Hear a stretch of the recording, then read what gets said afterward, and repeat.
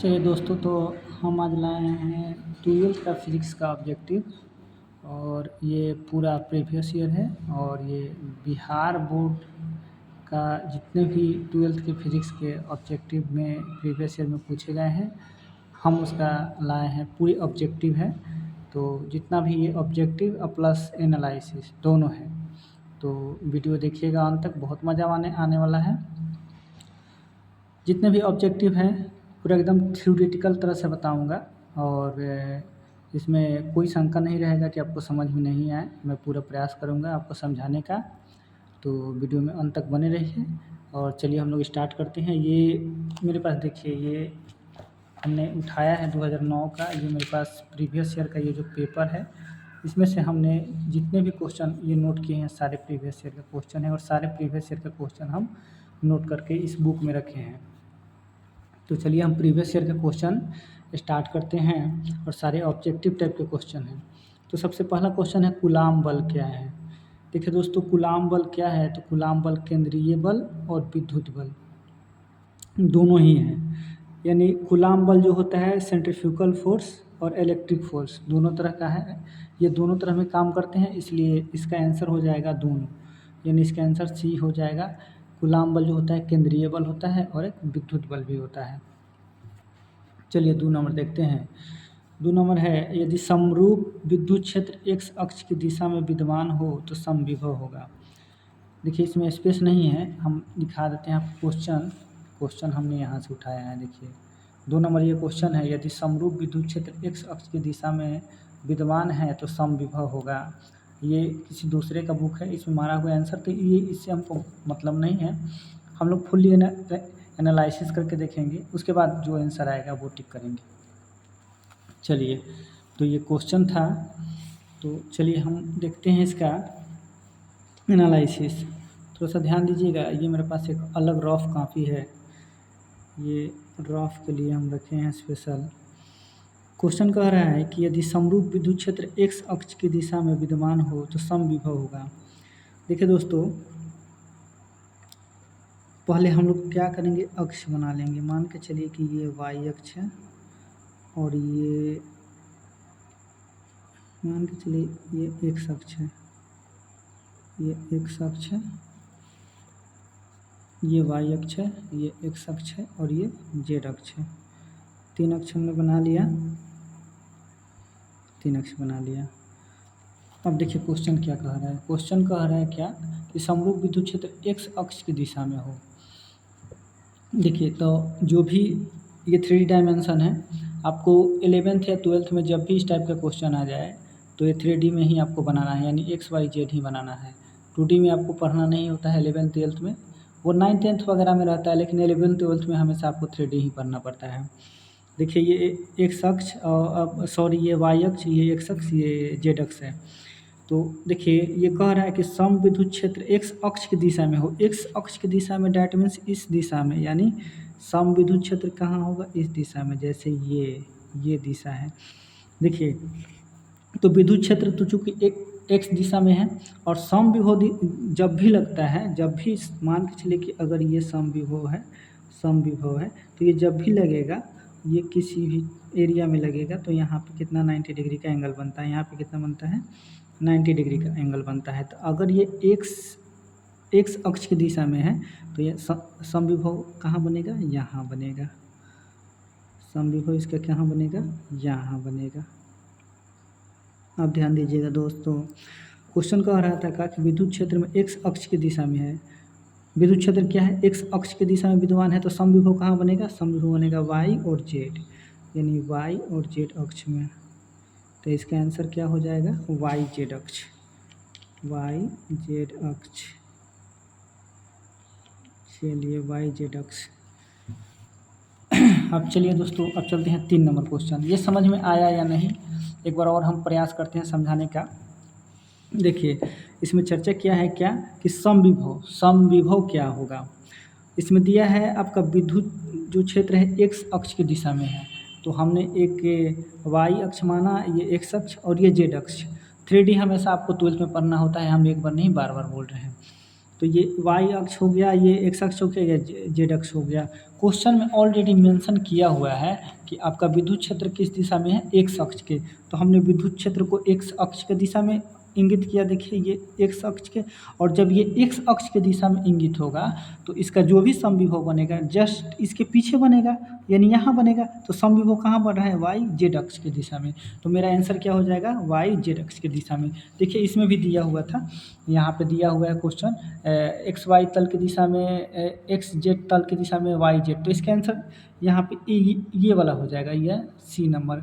कोई गलती से मार दिया है, यानी इसका आंसर शायद यही दिया होगा इसमें। तो आपको गलत नहीं मारना है। देखिए आपको पूरा एनालिसिस करके मारना है।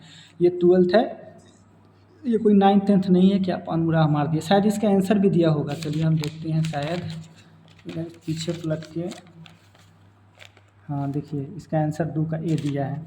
2 का ए यानी गलत आंसर दिया है। तो आप लोग गलत मत मारिएगा। देखिए फुल्ली जानकारी रहेगा, सही मारिएगा। गलत मारिएगा नंबर कट जाएगा, उससे 1 नंबर भी नहीं मिलेगा। तो इसका आंसर होगा वाई जेड तल की दिशा में, वाई जेड तल की। चलिए अब आगे हम लोग देखते हैं। 3 नंबर क्वेश्चन है, किसी विभव मापी की संवेदनशीलता को बढ़ाने के लिए। तो देखिए अगर आप किसी भी विभव मापी का अगर संवेदनशीलता अगर आप बढ़ाते हैं तो अनुप्रस्थ क्षेत्रफल को आपको बढ़ाना पड़ेगा। किसी भी विभव मापी को अगर संवेदनशीलता को अगर आप बढ़ाना चाहते हैं तो अनुप्रस्थ जो काट का क्षेत्रफल होगा उसको आपको बढ़ाना पड़ेगा। ये बात आप याद रखिएगा, एक बात नहीं हम बार बार बोल रहे हैं। अगर किसी भी विभव मापी की संवेदनशीलता को अगर आप बढ़ाना चाहते हैं तो आपको अनुप्रस्थ काट का क्षेत्रफल को बढ़ाना पड़ेगा। तो इसका आंसर हो जाएगा अनुप्रस्थ काट को क्षेत्रफल को बढ़ाना पड़ेगा।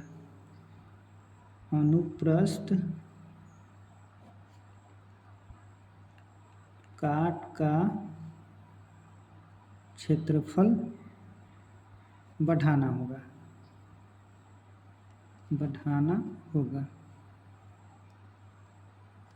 चलिए इसमें भी देख लेते हैं हम लोग। इसमें भी दिया है, हाँ इसका अनुप्रस्थ काट का क्षेत्रफल बढ़ाना होगा। ए नंबर सही आंसर है। चलिए आगे हम लोग देखते हैं 4 नंबर। 4 नंबर क्वेश्चन है कि क्षेत्रफल के वृत्तीय पासा के केंद्र पर चुंबकीय क्षेत्र बी है तो उस पासा का चुंबकीय आघूर्ण होगा। जी हाँ, बहुत अच्छा क्वेश्चन है। चलिए इसका एनालिसिस हम लोग देखते हैं। अगर आप इसमें देखना चाहते हैं तो इसमें भी देख लीजिए। क्षेत्रफल की वृत्तीय पासा के केंद्र पर चुंबकीय क्षेत्र बी है तो इस पासा का चुंबकीय आघूर्ण होगा। यहाँ पे दिया है बी ए स्क्वायर, यहाँ पे दिया है म्यू नॉट पाई, बी ए 3 म्यू नॉट पाई। इस टाइप से 4 ऑप्शन दिए हुए हैं। तो हम देखते हैं कि ये कैसे बनेगा। ये एक न्यूमेरिकल क्वेश्चन है, आपको इसको सॉल्व करके बनाकर तब इसमें आंसर मारना होगा जो सही आंसर है। चलिए आइए हम देखते हैं। चलिए इसका थोड़ा एनालिसिस हम लोग देख लेते हैं। आइए दोस्तों तो देखते हैं, 1 मिनट रुक जाइएगा। देखिए क्वेश्चन कह रहा है क्या, क्वेश्चन कह रहा है कि क्षेत्रफल के वृत्तीय पासा। तो हम एक मानेंगे, हम माना कि यहाँ पे एक वृत्त है, डेट मीन्स ये वृत्त है और वृत्तीय पासा इसके सेंटर पर यहाँ पे जो वृत्तीय केंद्र है, जो चुंबकीय क्षेत्र है हम बी मानेंगे और इसकी त्रिज्या आर है। देखिए और हमको चाहिए क्या, देखिए पहले इसमें हमको चाहिए क्या, क्वेश्चन में ऑलरेडी मेंशन किया हुआ है कि हमको चुंबकीय आघूर्ण चाहिए, यानी चुंबकीय आघूर्ण चाहिए। तो चुंबकीय आघूर्ण यानी चुंबकीय आघूर्ण यहाँ पे देखिएगा, चुंबकीय आघूर्ण। तो चुंबकीय आघूर्ण यानी m बराबर होता है आई ए। तो यहाँ पे हमको I भी चाहिए और A भी चाहिए। चलिए और देखिएगा तो ध्यान दीजिएगा, यहाँ पे देखिए, यहाँ पे चुंबकीय क्षेत्र तो B माने हैं, इसकी त्रिज्या R है। तो वृत्त का क्षेत्रफल क्या होता है, पाई आर स्क्वायर। अब देखिए वृत्त के क्षेत्रफल यानी एरिया ऑफ वृत्त क्या हो जाएगा, पाई आर स्क्वायर। अगर हम यहाँ से A का मान, यहाँ से हम R का मान निकालते हैं, R का मान निकालते हैं, चूँकि आगे इसका काम आने वाला है। तो R का अगर हम मान निकालेंगे तो ये हो जाएगा A/पाई इंटू आर स्क्वायर। तो ये R इधर आ जाएगा तो ये रूट में चला जाएगा। तो यानी R बराबर हो जाएगा, इधर से अगर स्क्वायर हटेगा तो इधर रूट चढ़ेगा, यानी A/पाई। एकदम समझते चलना है, कोई घबराना नहीं है। अब देखिए दिया है चुंबकीय क्षेत्र B। चूँकि देखिए चुंबकीय क्षेत्र बी, यहाँ पे बी, तो चुंबकीय क्षेत्र बी बराबर होता है mu naught pi by 2r। चलिए चुंबकीय क्षेत्र बराबर होता है mu naught pi by 2r, ये फार्मूला हो गया चुंबकीय क्षेत्र। इसको आप लोग ध्यान में रखिएगा। चुंबकीय क्षेत्र बराबर क्या होता है mu naught pi by 2r, चुंबकीय क्षेत्र mu naught pi by 2r। चलिए अब आगे हम लोग देखते हैं। देखिए तो यहाँ से अगर b बराबर हो जाएगा mu naught pi by 2r। अब देखिए अगर हम यहाँ से सिर्फ i का वैल्यू निकालें, चूँकि हमको यहाँ i चाहिए, यहाँ पे हमको i चाहिए। चुंबकीय आघूर्ण m बराबर होता है i a, तो हमको i चाहिए। जब तक i हम नहीं निकालेंगे तो मेरा चुंबकीय आघूर्ण नहीं निकल पाएगा। देखिए हम यहाँ से i निकालेंगे तो हम क्या करेंगे, यहाँ से इसको भेज देंगे इधर, ये इधर क्रॉस में आ जाएगा और ये इधर आ जाएगा, तो ये इसमें जाके मल्टीप्लाई हो जाएगा, यानी ये हो जाएगा 2b into r by mu naught, इतना होगा। अब देखिए समझते चलिएगा। अब देखिए अब हम यहाँ पे r का मान ऑलरेडी यहाँ पे निकाल चुके हैं, तो r के मान हम यहाँ पे भरेंगे। r के मान भरेंगे तो ये हो जाएगा 2b म्यू नॉट, यहाँ पे r के मान कितना है रूट a बाई पाई। चलिए मेंशन कर दिए, भर दिए हैं। आगे देखिएगा 2b रूट a बाई पाई। अब चलिए अब हमको निकालना क्या है, चुंबकीय आघूर्ण। चुंबकीय आघूर्ण निकालना है, तो हम चलिए यहाँ पे देख लेते हैं चुंबकीय आघूर्ण, यानी हम लिखते हैं चुंबकीय आघूर्ण m। तो m बराबर क्या था i इंटू ए। i का भी मान हम निकाल चुके हैं, और देखिए यहाँ से ये i का मान है, ये i का मान है, i का भी मान निकाल चुके हैं, और ये यहाँ इस पर हम पुट कर देंगे। तो m बराबर हो जाएगा i का मान यहाँ ऑलरेडी निकला हुआ है 2b mu naught root under a by pi. आगे चलिए इंटू a। अब देखिए यहाँ से मेरा हो जाएगा, ये हो जाएगा 2b root a into a by mu naught. चलिए ये तो आ गया। अब देखते हैं मेरा इतना आंसर है कि नहीं, तो हम मिलाते हैं।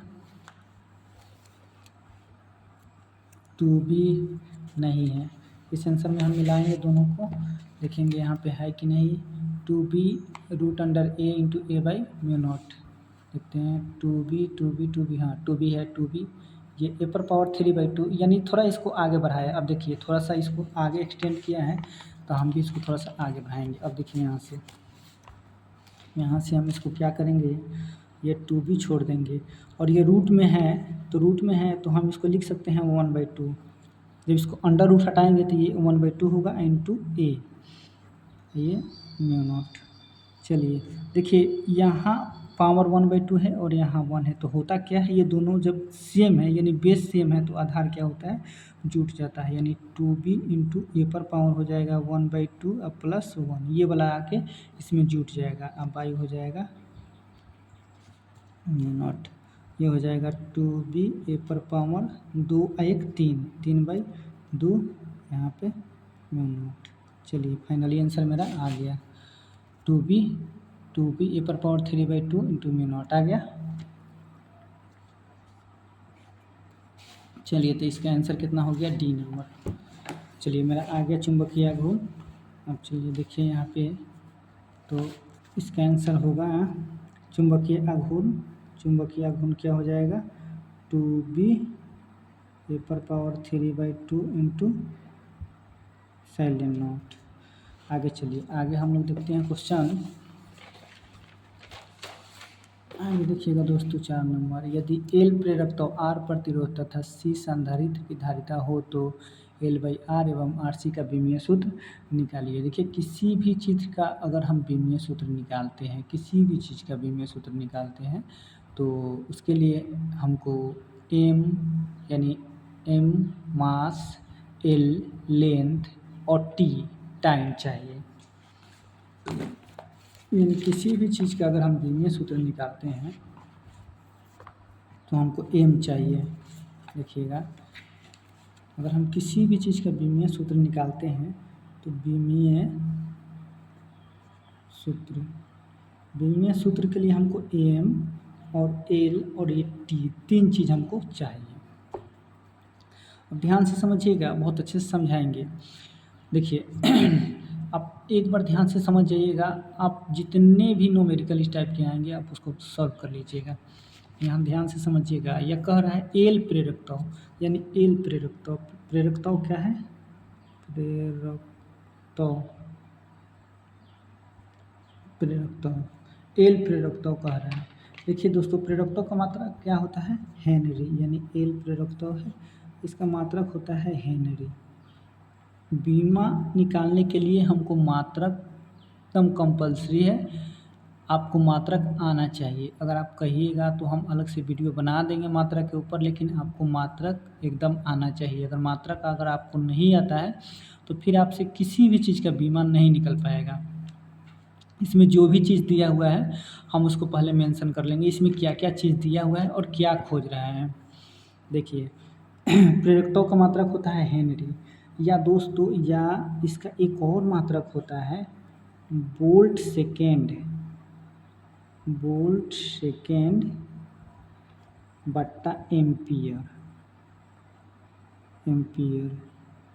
यहाँ देखिए, यहाँ हेनरी से हमको काम नहीं चलने वाला है, तो प्रेरकत्व का एक और मात्रक होता है वोल्ट सेकेंड बाई एम्पियर। आगे चलिए, आगे देखते हैं।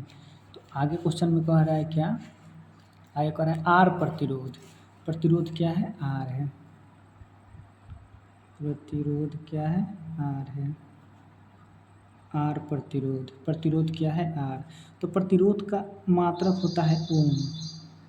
ओम होता है, जेन्युइन हम लोग सब कुछ जानते हैं, लेकिन इससे काम नहीं चलने वाला है। अगर आप ओम इसका मात्रक सिर्फ जानते हैं तो इसका बीमा आपसे नहीं निकलेगा। इसका एक और मात्रक होता है वोल्ट बाई एम्पियर। इसका एक और मात्रक होता है वोल्ट बाई एम्पियर।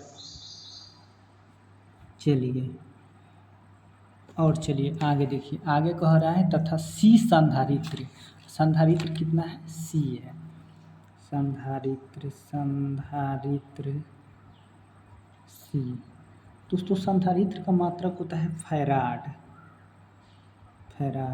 लेकिन फैराड से भी हमको काम नहीं चलेगा। इसका एक और मात्रक होता है क्यू बाई भी, यानी एम्पियर सेकेंड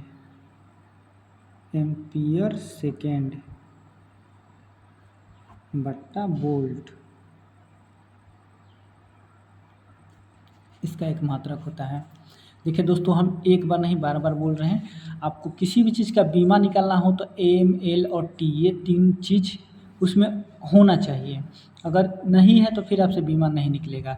और किसी भी चीज़ का अगर आप बीमा निकालते हैं तो आपका उसका मात्रक याद होना चाहिए। जब तक आप उसका मात्रक याद नहीं रखेंगे तो फिर आपसे बीमा निकालना संभव नहीं है। चलिए, तो मेरे क्वेश्चन पे हम चलते हैं। तो क्वेश्चन में कहा है एल प्रेरकत्व, यानी प्रेरकत्व का मात्रक होता है हेनरी। एक और इसका मात्रक होता है वोल्ट सेकेंड बाई एम्पियर। और चलिए आर प्रतिरोध, प्रतिरोध का मात्रक होता है वोल्ट बाई एम्पियर। और कह रहा है सी संधारित्र, यानी संधारित्र क्या है? सी संधारित्र। तो संधारित्र का मात्रक क्या होता है? संधारित्र का मात्रक होता है एम्पियर सेकेंड बटा वोल्ट। चलिए इतना हम निकाल दिए। अब चलिए अब क्वेश्चन पर चलते हैं। क्वेश्चन कह रहा है क्या?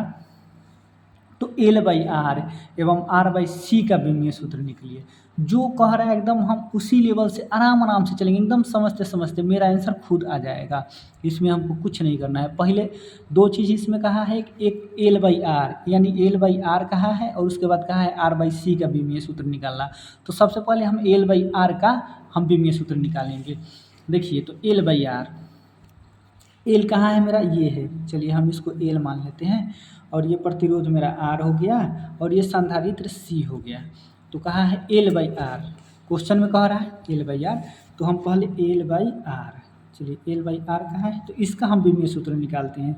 तो एल बाई आर, तो चलिए एल का मान मेरा कितना है, ऊपर हेनरी का वोल्ट सेकेंड बाई एम्पियर, तो हेनरी का मात्रक एल, एल माने प्रेरकता होता है, तो इसका दिया है वोल्ट सेकेंड बाई एम्पियर। हम एक एक करके लिखेंगे, बस एकदम आराम से समझते चलना है, कोई हड़बड़ाना नहीं है। और देखिए वोल्ट एल का एल हेनरी, इसका मात्रक होता है वोल्ट सेकेंड बाई एम्पियर, लिख दिए। अब बट्टा है तो हम भी बट्टा दे देंगे यहाँ पे। चलिए आर प्रतिरोध है, तो आप देख रहे हैं प्रतिरोध का क्या है, वोल्ट बाई एम्पियर, तो यहाँ हम लिखेंगे वोल्ट बाई एम्पियर हो गया। अब चलिए दोस्तों ध्यान दीजिएगा, ये वाला पार्ट जाता है सबसे ऊपर, ये वाला पार्ट जाएगा यहाँ पे यानी इसके पास, और ये वाला जो बोल्ट है ये आएगा इसके पास।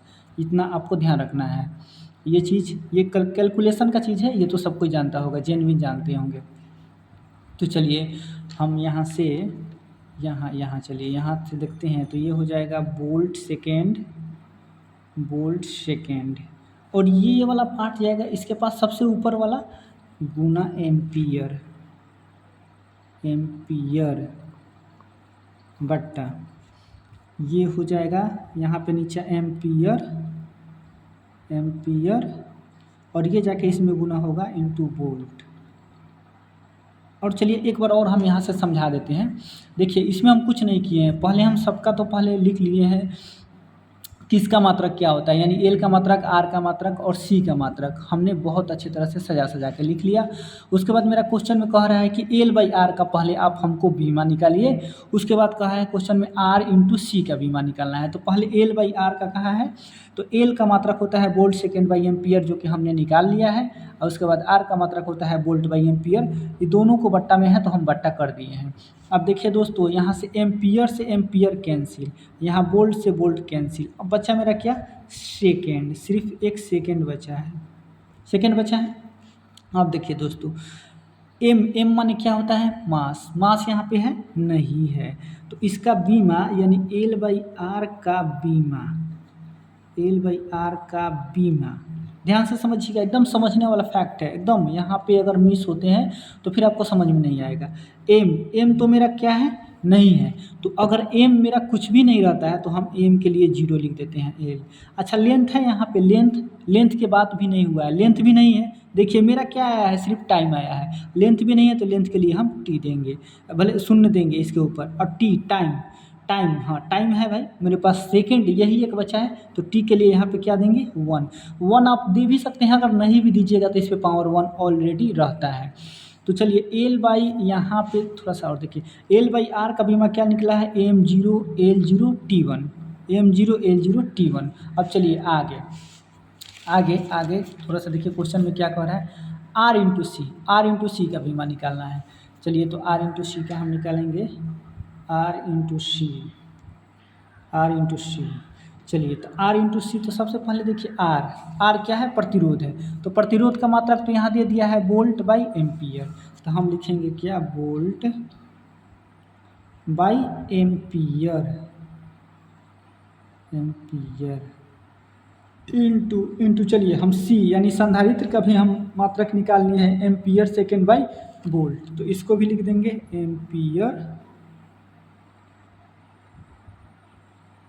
सेकेंड बाई वोल्ट, हो गया। अब देखिए दोस्तों यहाँ से एम्पियर से एम्पियर कैंसिल, वोल्ट से वोल्ट कैंसिल, यहाँ भी हमको सिर्फ सेकेंड बचा है, यहाँ भी सिर्फ कितना मिला, सेकेंड मिला, यानी आर इंटू सी। यहाँ देखिए एम्पियर से ये एम्पियर कैंसिल, यहाँ वोल्ट से ये वोल्ट कैंसिल, सिर्फ बच गया सेकेंड, तो यहाँ भी हमको क्या मिला है, सिर्फ सेकेंड ही मिला है। आगे चलिए, अब देखिए यहाँ भी सेकेंड बचा है, तो यहाँ भी तो आर इंटू सी का बीमा क्या हो जाएगा, आर इंटू सी का बीमा क्या हो जाएगा, यहाँ भी तो एम नहीं है तो एम नहीं है तो हम 0 देंगे एम पर, एल नहीं है तो एल 0 देंगे, और टी है तो T1।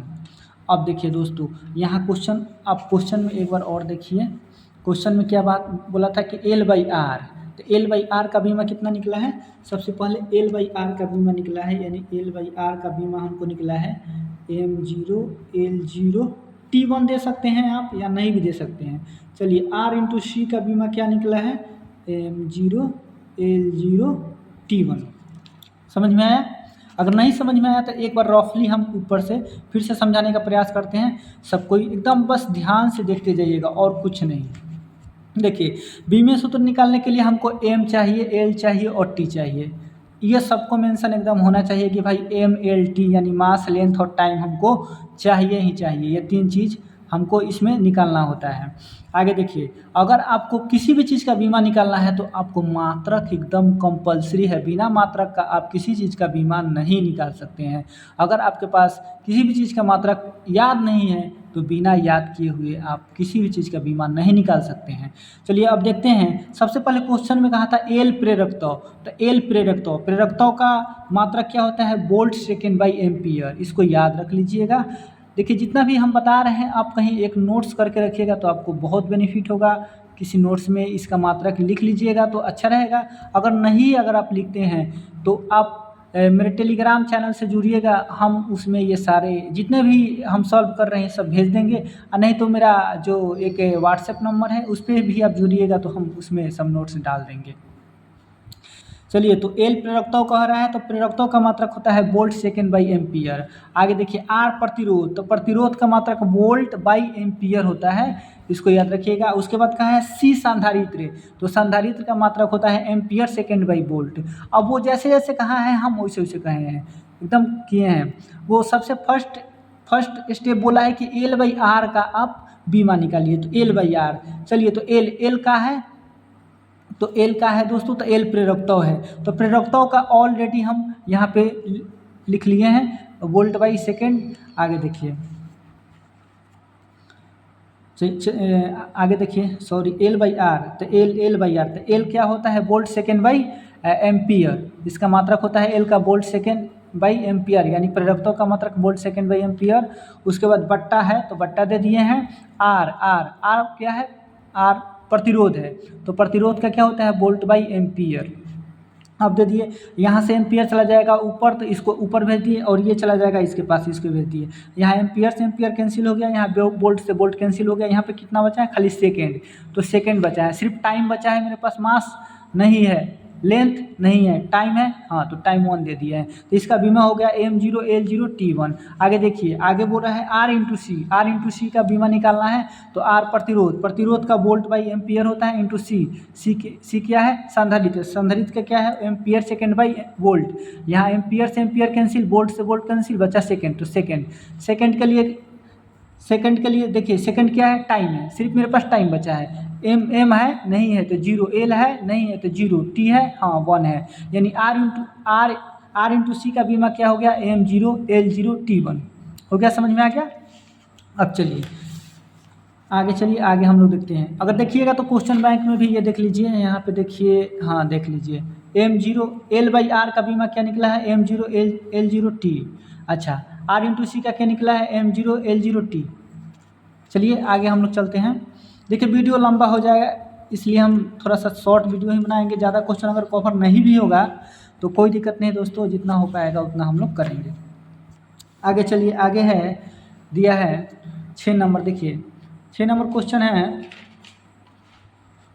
कि चुंबक के tan A तथा tan B स्थिति में दूरी D पर चुंबकीय क्षेत्र क्रमशः B1 तथा B2 है, तो इसमें कोई रिलेशन बैठाया है। क्वेश्चन में भी हम लोग देख लेते हैं। क्वेश्चन बैंक में 6 नंबर देखिए, यहाँ चुंबक के tan A तथा tan B स्थिति में दूरी D तथा चुंबकीय क्षेत्र क्रमशः B1 B2 है, तो इसका रिलेशन क्या होगा? यानी ये इतना दिया हुआ है, B1 बराबर mu naught 4 pi 2md into D square minus L square by 2। ये जो भी दिया है रिलेशन हम लोग निकालेंगे, या B1 B2 का बराबर होगा डी का मान जब एल से बड़ा हो, या B1 बराबर 2B2 होगा डी का मान एल से जब बड़ा है, या ए और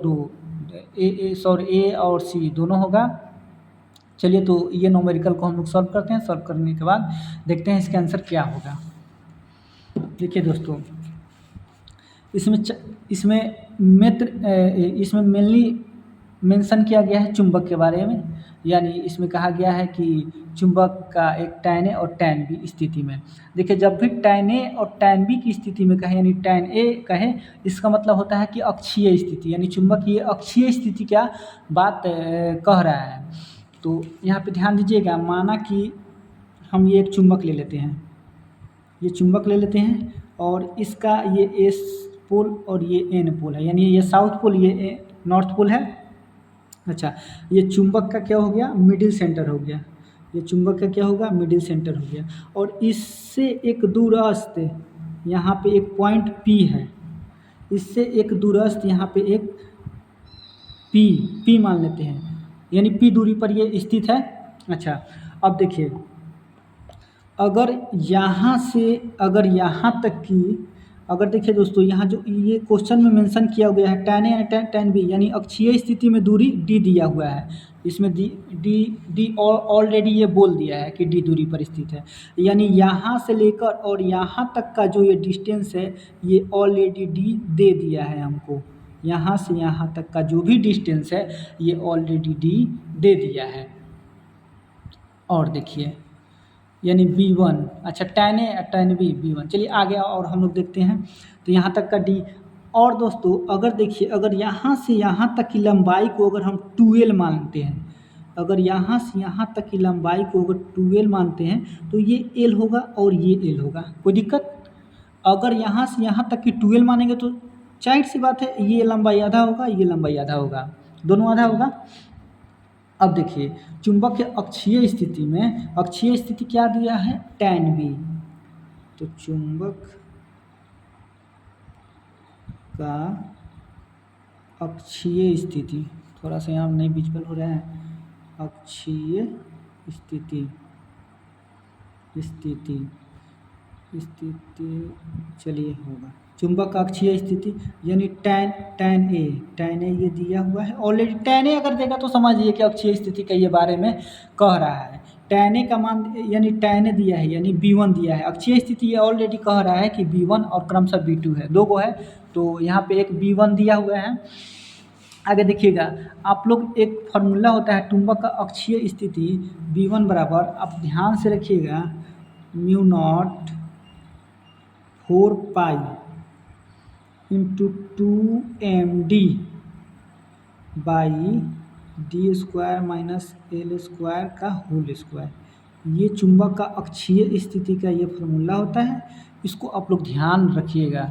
ये चुंबक का अक्षीय स्थिति का फार्मूला होता है mu naught 4 pi into 2md by d square L square का होल स्क्वायर। आगे देखिए, आगे कह रहा है कि एक tan B डेट मीन्स चुंबक का निरक्षीय स्थिति, tan B यानी चुंबक का निरक्षीय स्थिति। तो हम मानते हैं यहाँ पे एक और चुंबक है, यहाँ पे हमने एक मेंशन कर लिया, एक चुंबक इसका ये एस पोल ये एन पोल हम दे दिए। अच्छा, निरक्षीय स्थिति, तो अब ये तो अक्षीय स्थिति था, अब देखिए अब यहाँ पे हम निरक्षीय स्थिति में, यहाँ ये इसका एक पोल है, यहाँ मान के चलिए कि एक P बिंदु मान लिए, यहाँ से यहाँ तक है, तो जो यहाँ से यहाँ तक का यानी ये और यहाँ, यानी यहाँ से यहाँ तक का जो दूरी है वो ऑलरेडी D दिया हुआ है, और ये अगर हम 2L मानते हैं तो ये L और L है। अब निरक्षीय स्थिति में अब देखिए, यहाँ चुंबक का निरक्षीय स्थिति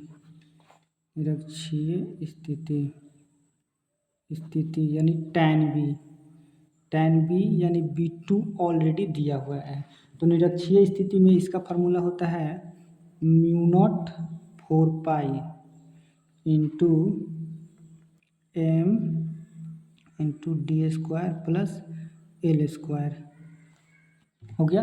अगर दोस्तों अगर इसमें इस क्वेश्चन में अगर ये मेंशन किया रहता कि अगर D का जो मान है L से ज़्यादा है, यानी ये जो डिस्टेंस है यहाँ से यहाँ तक का, ये जो डिस्टेंस है यहाँ से यहाँ तक का ये जो डिस्टेंस है, अगर ये L से अगर ज़्यादा है, यानी L से ज़्यादा है, अगर D का मान जो L से ज़्यादा होता है उस केस में L का मान हम 0 मान के चलते हैं, उस केस में L का मान 0 मान के चलते हैं, तो यहाँ पे हो जाएगा mu naught 4 pi into 2md, और यहाँ पे 0 भरिएगा तो 0 का स्क्वायर 0, यानी D पर पावर क्या हो जाएगा 4 हो जाएगा।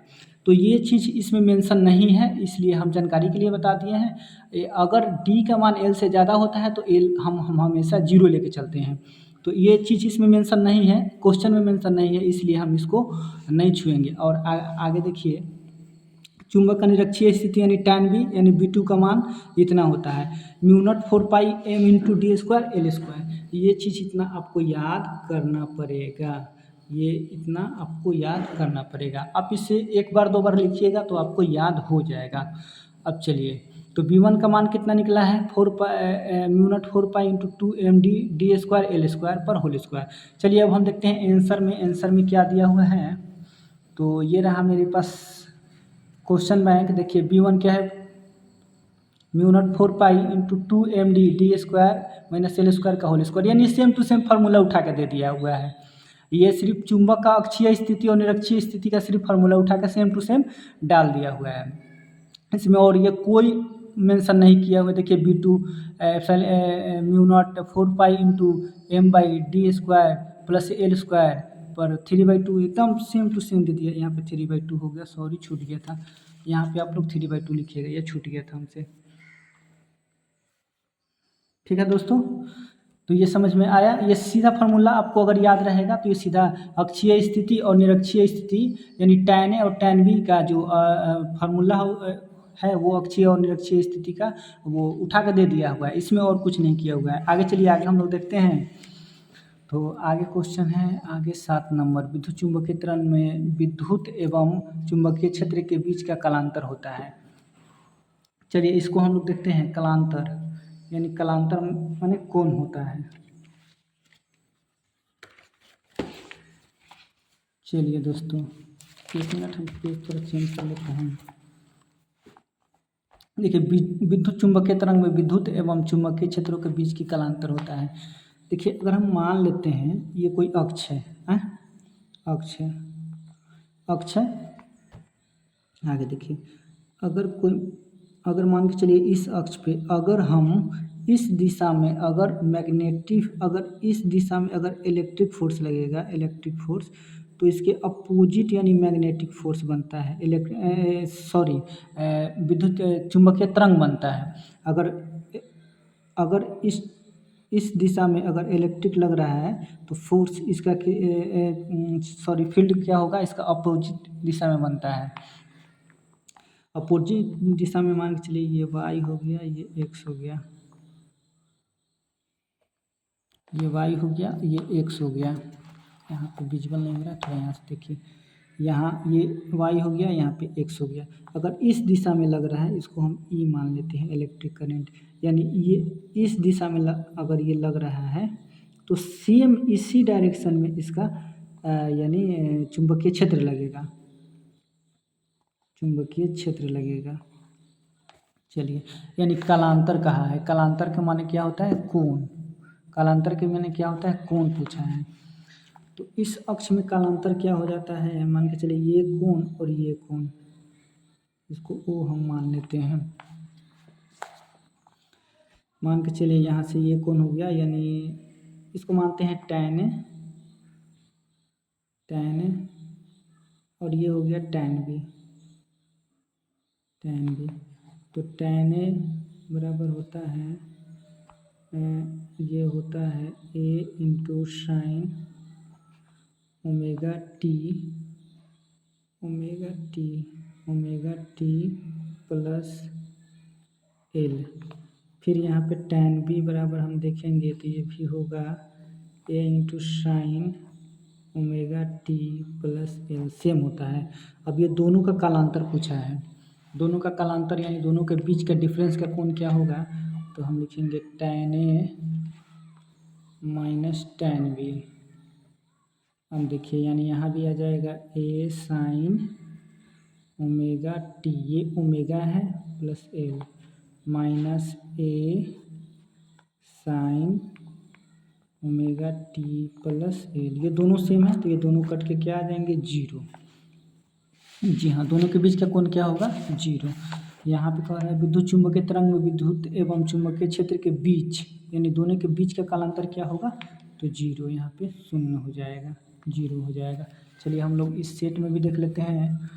तो कहाँ गया भाई, ये है, ये π/2 दिया है, ये गलत है दोस्तों। यहाँ पे आप लोग जीरो मार लीजिएगा, इसमें ये गलत मार दिया है, लेकिन आप यहाँ पे जीरो मारिएगा। बहुत क्वेश्चन बैंक में बहुत गलत भी दिया रहता है, इसलिए आप अपने से बना के न्यूमेरिकल को पहले संतुष्ट हो लीजिएगा, उसके बाद मारिएगा, नहीं तो हड़बड़ में मारिएगा फिर आपका गलती हो जाएगा। चलिए तो देखते हैं, टाइम बहुत हो चुका है, 40 मिनट हो चुका है। चलिए दोस्तों, और हम लोग जल्दी जल्दी करते हैं, आपका बैक में है। अब देखिए, स्काई तरंग का संचरण आधारित है, तो स्काई तरंग का संचरण आधारित होता है आयन मंडल में। इसमें आपका ऑप्शन में दिया हुआ भी है, आयन मंडल द्वारा परिवर्तित होता है, आयन मंडल द्वारा अवशोषित होता है, तो ये हो जाएगा आयन मंडल द्वारा परिवर्तित होता है, यानी स्काई तरंग संचरण आधारित होता है, आयन मंडल द्वारा परिवर्तित होता है। 9 नंबर देखिए, मंडुलम का सही जोड़ा क्या है, इसमें भी हम लिखे हुए हैं मंडुलम का सही जोड़ा क्या है, तो आयाम मंडुलम। आयाम मंडुलम जो होता है, ये आयाम मंडुलम संकेत करता है, ये सही है। आवृत्ति मंडुलम क्या होता है, तो ये आरंभिक काल मंडुलम को संकेत करता है। कला मंडुलम, तो कला मंडुलम क्या होता है, ये पल्स स्थिति मंडुलम को संकेत करता है। पल्स मंडुलम ये आवृत्ति का, तो इसका हो जाएगा 1 का ए, यानी ए का 1, अच्छा बी का 2, सी का, सॉरी इधर तो गलती हो गया। अच्छा चलिए, सी का हो जाएगा 4 और डी का हो जाएगा 3, ए का 1 हो जाएगा, यानी आयाम मंडुलम हो जाएगा। आयाम मंडुलम संकेत को दर्शाता है, आवृत्ति मंडुलम आरंभिक कला मंडुलम संकेत को दर्शाता है, और कला मंडुलम पल्स स्थिति मंडलम को दर्शाता है, और पल्स मंडलम आवृत्ति मंडलम संकेत को दर्शाता है। आगे देखिए, मूल गेट्स क्या है, ये मेरा लास्ट क्वेश्चन रहेगा। वीडियो काफ़ी लंबा हो चुका है, इसलिए हम वीडियो को यहीं तक एंड करेंगे। ये लास्ट क्वेश्चन हम देख लेते हैं, मूल गेट्स। तो दोस्तों, मूल गेट्स 3 होते हैं, ये सबको पता है, ANDOR और नॉट, ANDOR और NOT, ये 3 मूल गेट्स होते हैं, इसको आप लोग ध्यान रखिएगा। ANDOR और नॉट्स, ये 3 को मूल गेट्स होते हैं। चलिए तो हम यहीं पे वीडियो को समाप्त करते हैं। वीडियो कैसा लगा आप लोग कमेंट करके बताइएगा। थोड़ा वीडियो हम पहली बार बना रहे हैं, इसलिए हेजिटेशन थोड़ा सा होगा, इसके लिए क्षमा चाहते हैं। और बाकी कमेंट में ज़रूर लिखिएगा वीडियो आपको कैसा लगा। अगर वीडियो अच्छा लगा है तो ज़रूर कमेंट में बताइएगा, हम आगे बार इससे भी अच्छा प्रयास करेंगे वीडियो देने के लिए, समझाने के लिए।